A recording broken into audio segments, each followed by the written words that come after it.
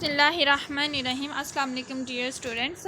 آج ہم لوگوں نے جو دوسرا ٹاپک پڑھنا ہے، کل ہم لوگوں نے شاہ ولی اللہ پڑھا تھا، اور آج جو سروسز ہم نے پڑھنی ہے مجدد الف ثانی کی پڑھنی ہے۔ ان کی سروسز کیا تھی سب کانٹیننٹ میں، تو یہ دونوں ٹاپک آپ کو کنفیوز بھی کریں گے، لیکن آپ لوگوں نے اس کو دھیان سے سمجھ لینا تاکہ آپ کو کوئی کنفیوژن نہ ہو، ٹھیک ہے۔ اس میں یہ ہے کہ ایک جو کویسچن ہے نا CSS/PMS میں پاکستان افیئر اور پاکستان اسٹڈیز، میں نے آپ کو کل بھی بولا تھا کہ یہ سیم ہی ہے، بس اس میں پاکستان افیئر اور پاکستان اسٹڈیز تقریباً سلیبس سیم ہے۔ اس میں یہ ہے کہ نا آپ کے جو شاہ ولی اللہ اور مجدد الف ثانی، یہ موسٹ ریپیٹڈ کویسچنز ہیں۔ CSS کے پاس پیپرز بھی آپ دیکھ سکتے ہیں، اور PMS کے پاکستان اسٹڈیز کے بھی پاس پیپرز آپ دیکھ سکتے ہیں۔ یہ کویسچن تقریباً آتے ہیں، ٹھیک ہے۔ ان دونوں ٹاپک میں سے لازمی کوئی نہ کوئی کویسچنز آتا ہے، تو دونوں کا جو مقصد تھا وہ ریفارم ہی کرنا تھا سوسائٹی کو، کیونکہ اورنگزیب کی ڈیتھ کے بعد جو تھے وہ حالات کافی خراب ہو گئے تھے، مسلمان اپنی شناخت تک کھو چکے تھے، تو مجدد الف ثانی کی بھی جو سروسز ہیں تقریباً ان سے ملتی جلتی ہیں، لیکن ان کا جو ایرا ہے وہ ان سے پہلے کا ہے۔ مجدد الف ثانی کا شاہ ولی اللہ سے پہلے کا ایرا ہے، ٹھیک ہے۔ مجدد الف ثانی جو ہے وہ 17 سینچری میں آئے تھے، اور ان کی جو خدمات تھی وہ یہ بھی ایک اصلاح، معاشرے کی اصلاح کے لیے میدان میں اترے تھے۔ ان کی خدمات بھی اسی لیے تھی کہ جو نان مسلم ایکٹیویٹیز معاشرے میں آ چکی ہیں ان کا دفاع کیا جائے، اور مسلمانوں کو ان کو گائیڈ کیا جائے۔ اس میں آپ بیک گراؤنڈ میں آپ یہ بات ایڈ کر سکتے ہیں کہ یہ میں بیک گراؤنڈ بتا رہی ہوں کہ میں نے آپ کو کل بھی بتایا تھا کہ جب بھی آپ نے کوئی کویسچن لکھنا ہے تو اس کا تھوڑا سا بیک گراؤنڈ پیش کرنا ہے، اس کے بعد انٹروڈکشن پہ آنا ہے، ٹھیک ہے۔ تو اس میں بیک گراؤنڈ میں آپ بتا سکتے ہیں کہ اس وقت کے جو مسلمانوں پہ جب بھی کوئی برا وقت آیا تو اللہ تعالیٰ نے اپنے نیک بندے بھیجے ہیں جنہوں نے مسلمانوں کو بچایا اور ان کی شناخت کو دوبارہ سے زندہ کیا، انہیں ریئلائز کرایا، انہیں اسلامی تعلیمات ان کے اندر پٹ گئی، ٹھیک ہے۔ اس میں آپ بتا سکتے ہیں اللہ تعالیٰ نے جو اسلام تھا، دین اسلام تھا، اس کو محفوظ رکھا، مسلمانوں کو محفوظ رکھا، مجدد الف ثانی کو بیچ کے، وہ جو اللہ کے بہت بڑے بندے تھے، اور انہوں نے اسلامی تعلیمات کو عام کرنے کے لیے اپنا بھرپور کردار ادا کیا، ٹھیک ہے۔ اب ان کے انٹروڈکشن پہ آ جاتے کہ مجدد الف ثانی جو تھے وہ پہلے ریفارمر مانے جاتے ہیں جو کہ سب کانٹیننٹ میں آئے تھے، انہوں نے اسلامی تعلیمات کو لوگوں تک پہنچایا، اور اس کے جو اسلام کا مقصد کیا ہے، قرآن کا مقصد کیا ہے، یہ لوگوں تک پہنچایا۔ ان کا جو اصل نیم ہے وہ شیخ احمد تھا، اور وہ جو کہ سر ہندی بھی کہلاتے ہیں، شیخ احمد سر ہندی۔ یہ اکثر جو کویسچن ہوتا ہے شیخ احمد سر ہندی کے نام سے بھی پوچھا جاتا ہے، مجدد الف ثانی کے نام سے بھی پوچھا جاتا ہے، تو آپ لوگوں نے کنفیوز نہیں ہونا، یہ دونوں ایک ہی ٹاپک ہے، ٹھیک ہے۔ جو اب ان کی ڈیٹ آف برتھ ہے وہ آپ نے لرن کر لینی ہے۔ 26 جون میں 1564 میں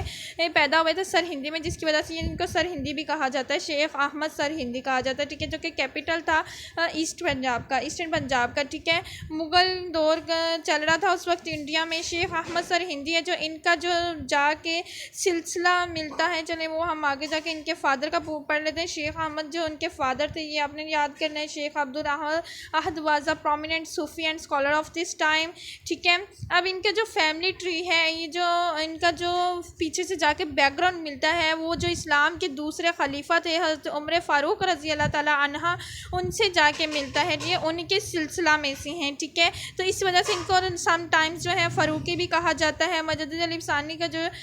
اس کے بعد ان کی جو فیملی کی شاخ ملتی ہے وہ جو اس کے عبداللہ ہے رضی اللہ تعالیٰ، ان کے جو بیٹے ہیں ان کے عمر بن عبد الخطیب یعنی عمر فاروق رضی اللہ تعالیٰ عنہ کا۔ اس کے بعد انہوں نے تعلیم کہاں سے حاصل کی تھی، ان کے انٹروڈکشن میں ہی آنا ہے، ٹھیک ہے۔ انہوں نے جو تعلیم تھی، اپنی جو ابتدائی تعلیم تھی وہ انہوں نے حاصل کی تھی سیالکوٹ سے اور سر ہندی سے۔ اس کے بعد انہوں نے اپنی ابتدائی تعلیم حاصل کرنے کے بعد وہ ٹریول کرتے رہے، مختلف جگہ پہ جاتے رہے، اور مزید جو تعلیمات تھے حاصل کرتے رہے۔ ان کے اندر ایک صوفیانہ تعلیم حاصل کرنے کا، علم حاصل کرنے کی ایک تھرسٹ تھی، جس کو بجھانے کے لیے انہوں نے مختلف جگہوں کا وزٹ کرتے رہے۔ اب جو ان کا آگے آ جاتا ہے ڈسپلش آف خواجہ باقی بلال، یہ جو تھے ان کے استاد مانے جاتے ہیں، جن سے انہوں نے اپنی تعلیم جو ہے صوفیزم کی اس کو مکمل کرنے کے لیے انہوں نے ان کی شاگردی اختیار کی، اور ان سے انہوں نے اپنی تعلیمات اپنے نالج کو بڑھایا اور اپنے علم حاصل کیا ان سے۔ اس کے بعد مجدد الف ثانی جو ریوائول آف اسلام، اس وقت بر صغیر میں دین الہی پھیلا ہوا تھا قبر کی وجہ سے، اور انہوں نے اسلام مسلمان اپنی شناخت کھو چکے تھے، تو انہوں نے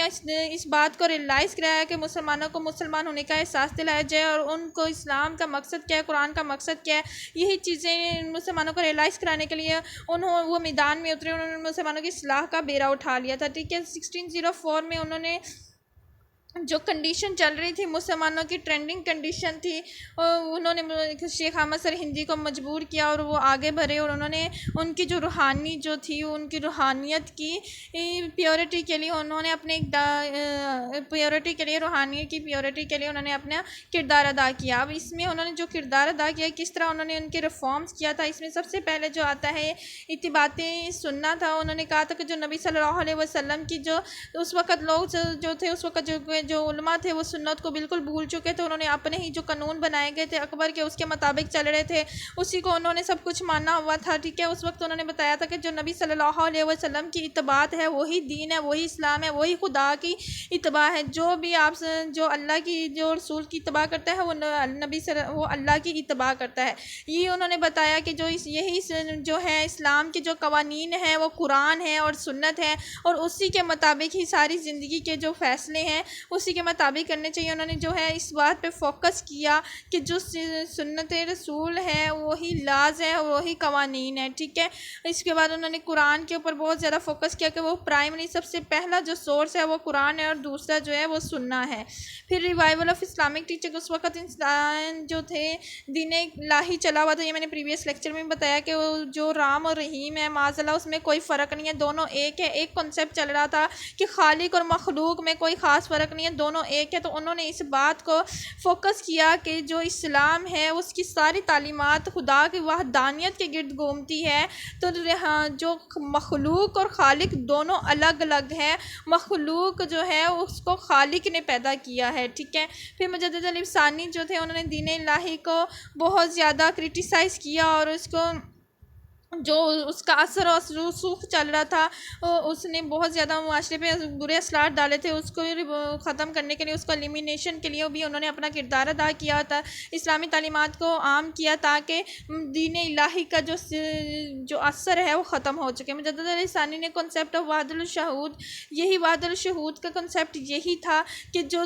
خالق اور مخلوق ہیں وہ ایک ہیں، تو اس میں انہوں نے وحدت الشہود کو انہوں نے کہا یہ بالکل غلط کنسیپٹ ہے، یہ فالس ہے، ایسا کچھ بھی نہیں ہے، خدا ایک ہے۔ تو انہوں نے اب اس وحدت الشہود کی جگہ ایک نیا کنسیپٹ متعارف کرایا جو کہ وحدت الوجود تھا، جس کا مطلب تھا کہ اللہ ایک ہے، خالق اور مخلوق دو الگ چیزیں ہیں، خالق نے مخلوق کو بنایا ہے، ٹھیک ہے۔ وحدت الشہود کو آپ نے سمجھ لینا ہے کہ وحدت الشہود کیا ہے، کہ رام اور رحیم میں معاذ اللہ کوئی فرق نہیں، لیکن انہوں نے وحدت الوجود کرایا کہ وہ وننس کے گرد گھومتا ہے، جو اسلام کی تمام تعلیمات ہیں وہ صرف ایک خدا ہے، واحد ہے، ٹھیک ہے۔ مجدد علی ثانی اینڈ اکبر، پھر جو مجدد علی ثانی کی جو تھے انہوں نے اکبر کے جو دین الہی چل رہا تھا اس کو ریموو کرانے کے لیے انہوں نے اپنا انتہائی اہم کردار ادا کیا۔ ایمفاسائز آن نماز اینڈ فاسٹنگ، نماز اور روزے پہ انہوں نے بہت زیادہ فوکس کیا تھا کہ لوگ نماز کی طرف آئیں گے جو ان کے ایمان کو تازہ کریں گے۔ انہوں نے کہا تھا کہ جو نماز ہے وہ آپ کا جو عقیدہ ہے اس کو مضبوط کرتا ہے، اس کو زندہ رکھتا ہے، اور جو ہمارا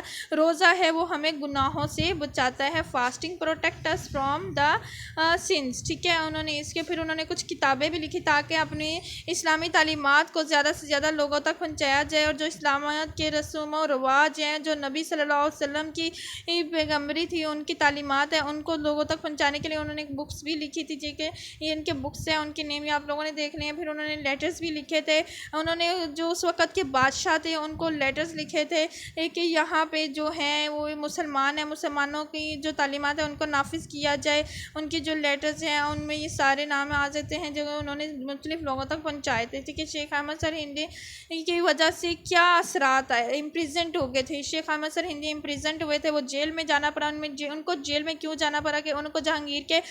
دربار میں پیش کیا گیا اور ان کو کہا گیا کہ جہانگیر کے آگے سجدہ کرے، تو جو کہ انہوں نے کرنے سے مسلسل انکار کر دیا۔ انہوں نے کہا تھا کہ جو سجدہ ہے وہ صرف ایک خدا کے لیے ہے، میں سجدہ نہیں کروں گا، تو جہانگیر نے پکڑ کے ان کو طیش آ گیا اور انہیں جیل میں ڈال دیا گیا، ٹھیک ہے۔ شیخ Ahmad Sirhindi and to nation theory جو ہے ان کے جو پہلے اگر مانے جائیں برِ صغیر میں جنہوں نے سب سے پہلے اسے متعارف کروایا تھا وہ مجدد علی ثانی تھے، ٹھیک ہے، جنہوں نے دو قومی نظریے کیونکہ انہوں نے وحدت الوجود اور وحدت الشہود کو ریپلیس کیا تھا، وحدت الوجود سے اور مسلمان اسی سے دو قومی نظریے کی ہو جاتی ہے، ابتدا ہو جاتی ہے، یہی پہ انہوں نے دو قومی نظریے نظریے کا ایک درخت پودا لگایا تھا جو بعد میں درخت بنا تھا پاکستان کی موومنٹ کا، اگر انیشیل ہم کہیں گے تو ہم مجدد علی ثانی کو کنسیڈر کر سکتے ہیں، کیونکہ سب سے پہلے انہوں نے کہا تھا کہ یہ جو رام اور رحیم ہے بالکل الگ الگ چیزیں ہیں، یہ رام وہ ہے جو کہ اپنی مدد آپ نہیں کر سکتا تو وہ کسی اور کی مدد کیا کرے گا، لیکن رحیم سب کو بنانے والا ہے، اور مسلمان اسی کو مانگتے ہیں، اور مسلمان اور ان جو ہے برصغیر کے لوگ، انڈیا کے لوگ جو نان مسلم ہیں وہ مسلسل ایک دوسرے سے ہر لحاظ سے سوشلی پولیٹیکلی ہر لحاظ سے کلچرلی نارمز ویلیوز سب کچھ ان کی الگ ہیں، تو اسی لیے یہ ایک قوم نہیں ہے، یہ بالکل الگ الگ قوم ہے، کیونکہ مسلمانوں کی جو ساری کی ساری تعلیمات ہیں وہ ایک خدا، قرآن اور سنہ کے گرد گھومتی ہیں، جبکہ ان میں ایسا کچھ بھی نہیں ہے، ٹھیک ہے۔ اس کے بعد آ جاتا ہے انفلوئنس آف مجدد علی ثانی کی ایفرٹ کا یہ نتیجہ ہوا تھا کہ جو اس لوگ اپنی رسم و رواج کو بھول چکے تھے ان کو تھوڑا تھوڑا سا اسلام کے روح بیدار کی گئی، اسلام کے بارے میں انہیں بتایا گیا اور وہ اسلامی تعلیمات کو سمجھنے لگے، اور اس کے بعد کیا ہوا تھا کہ جو جہانگیر تھا اس وہ بھی جب وہ جیل میں گئے تو وہاں جا کے انہوں نے قیدیوں کو بھی دین اسلام کی تعلیمات بتائی، تو قیدی بھی اس سے کیا ہوا تھے، قیدیوں کو بھی اس سے فائدہ ہوا اور انہوں نے بھی باہر آ کے اس چیز کو اگلے لوگوں تک پہنچایا، اور اس طرح جو بادشاہ کا جو ایک محل تھا اس کے اندر دین اسلام کی کچھ رسم و رواج آنا شروع ہو گئے، اور جہانگیر نے اس کے بعد کیا کیا تھا، انہوں نے خود اپنے ہاتھوں سے مسجد بنوائی تھی، کنسٹرکٹ کروائی تھی، جو کہ مجدد علی ثانی کی ریکویسٹ پر بنانے پہ رضامند ہوئے تھے۔ اس کے بعد مجدد علی ثانی کا مزار کہاں ہے، وہ 10 دسمبر کو ان کی ڈیتھ ہوئی تھی 1624 میں، جو ان کا مزار ہے وہ سرہندی میں ہے، ٹھیک ہے، اور ان کو سرہندی اس لیے کہا جاتا ہے۔ مجدد علی ثانی کا جو عرس ہے وہ اینول عرس جو ہے مجدد علی ثانی کا وہ ہر سال ہوتا ہے مارچ میں، کہاں ہوتا ہے، سرہندی میں ہوتا ہے، جو کہاں موجود ہے، ساردرن پنجاب، وہ انڈیا میں موجود ہے، ٹھیک ہے، لیکن اس میں جو بہت زیادہ چیزیں ہیں وہ آپ نے خود سے صحیح صرف آپ کا کانسیپٹ کلیئر کیا گیا ہے، اس کو آپ نے پڑھ لینا ہے اور اس کے مزید بیک گراؤنڈ اور اس کے بعد آپ نے اس کا کنکلیوڈ بھی ڈالنا ہے لازمی۔